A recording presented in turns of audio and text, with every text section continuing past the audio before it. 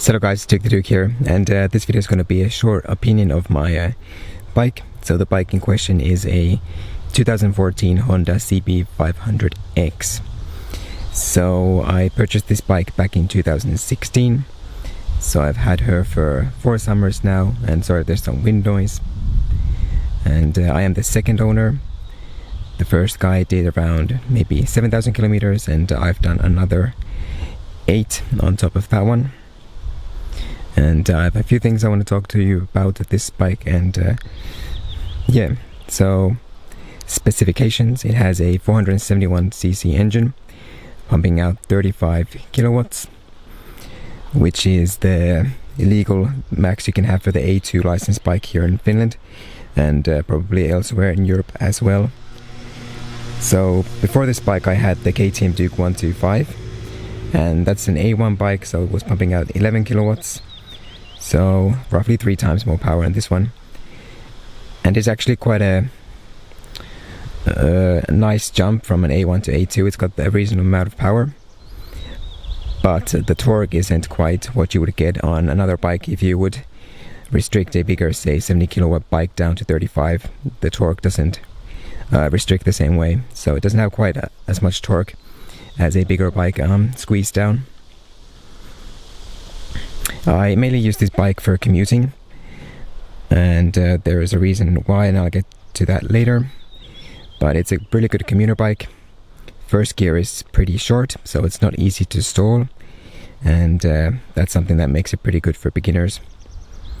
The seating position, I'll show you a picture later of me sitting on there, is quite it's not actually that high. The seat dips a bit, and the seating position is quite low that I can put my feet on the ground no problem.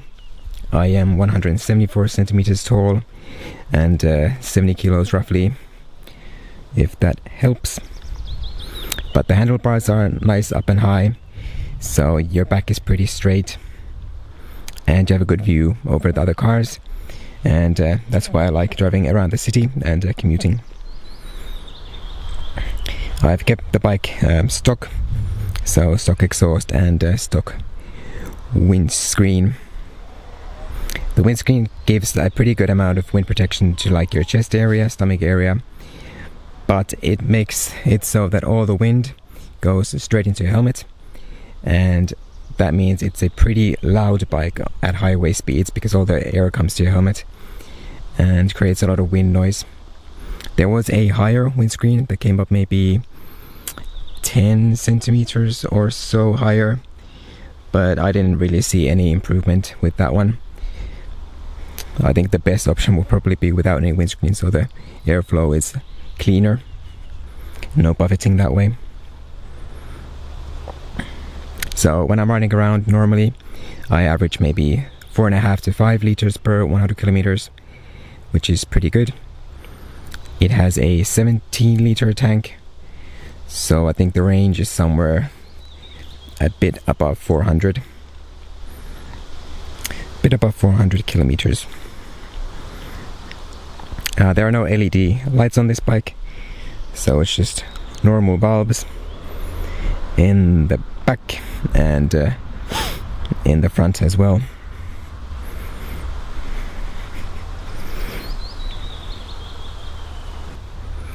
The ride itself is quite comfortable. It's got a pretty long suspension at the front, and it's quite decent suspension at the back as well, so I like it. It's a bit softer than the Duke 125 in my opinion. I have taken it for some green laning. The original tires that came with the bike were a bit more adventure biased, but now I have street oriented tires because I don't do green laning or off-road riding on this bike. And then I can give you a quick overview of the handlebars. So on the left side we have low beam and high beam. We have the horn, indicators left and right, and then there's the high beam pass. Clutch is relatively light. It's not adjustable, or like the distance isn't adjustable on this one. Mirrors are okay. You can see pretty well. And on this side, compared to the 125 Duke, we do have hazard lights on this model.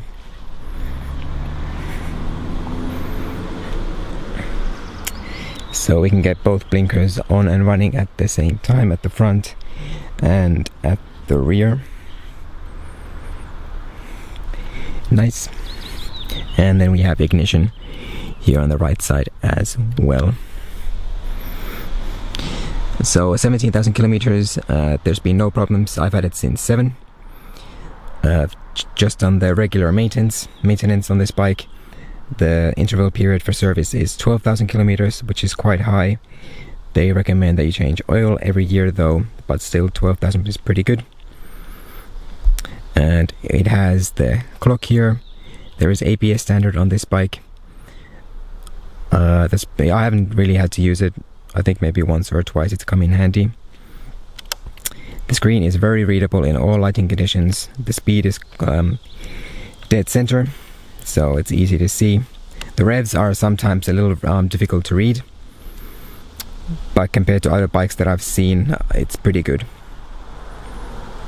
Normal riding, the revs are usually around 4 to 5, and that's maybe like 50 to 60 kilometers per hour.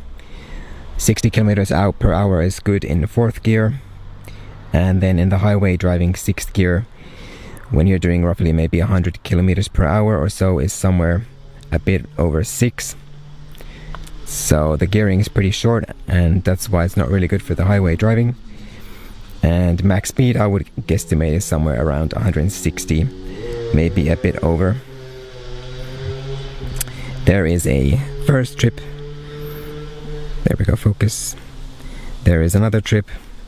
Then there's kilometers per liter, an average of that, and then that's how much fuel you have used since the last reset of the trip A. I'm not sure how accurate these are, I don't really use them. And then there's the total. And in case you ever need to ride with other passengers, the rear seat is pretty good. It's nice and long, and there is no section here dividing the driver and the passenger seat, so they have a bit more space. The seat overall very comfortable. There's a lot of foam in there, and it doesn't make you slide around, and the pillion also has pretty good handlebars to hold on to. The previous older had some makeshift saddlebag holders here, so hence the drilling holes. And pretty good big pegs for the passenger as well. They're pretty comfortable in the back there. The bike weighs 194 kilograms. I'm not sure if that is dry or wet, so it is quite heavy. The tank is quite high up, so center of gravity is pretty high.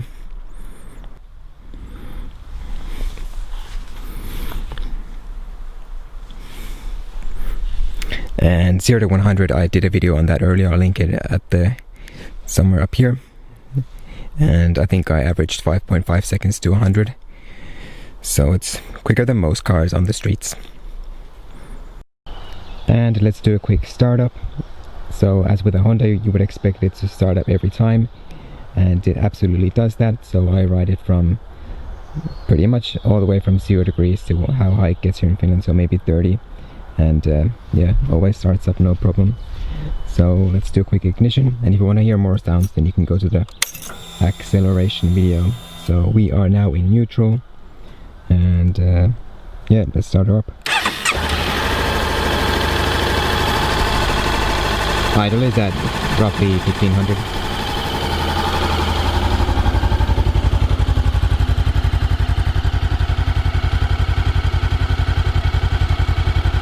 It's got quite a low engine noise.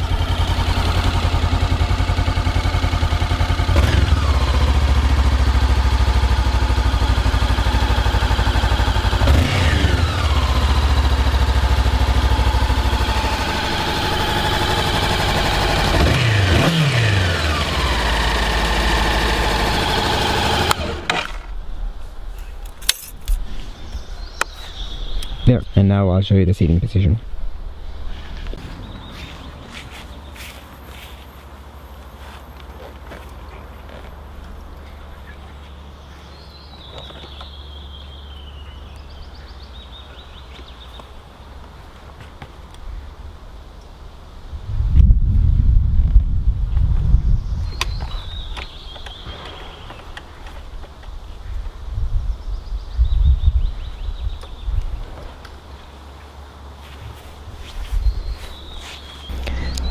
So when looking for an A2 legal bike for coming up from an A1, this was one of the options that has the 35 kilowatts stock, so you don't have to restrict it down.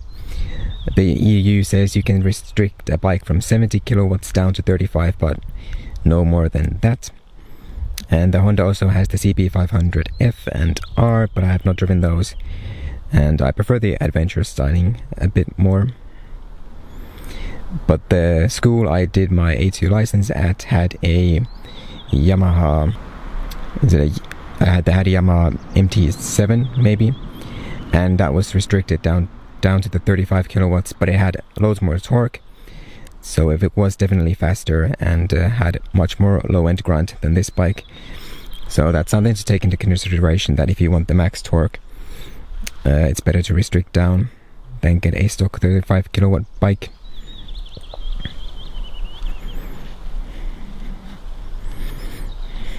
So yeah, that's been a quick overview of the bike. I would highly recommend it to anyone who is upgrading from an A1 to A2, or if you're allowed to go straight to the A2, then this is a pretty good beginner bike as well. So yeah, happy riding everyone, stay safe out there.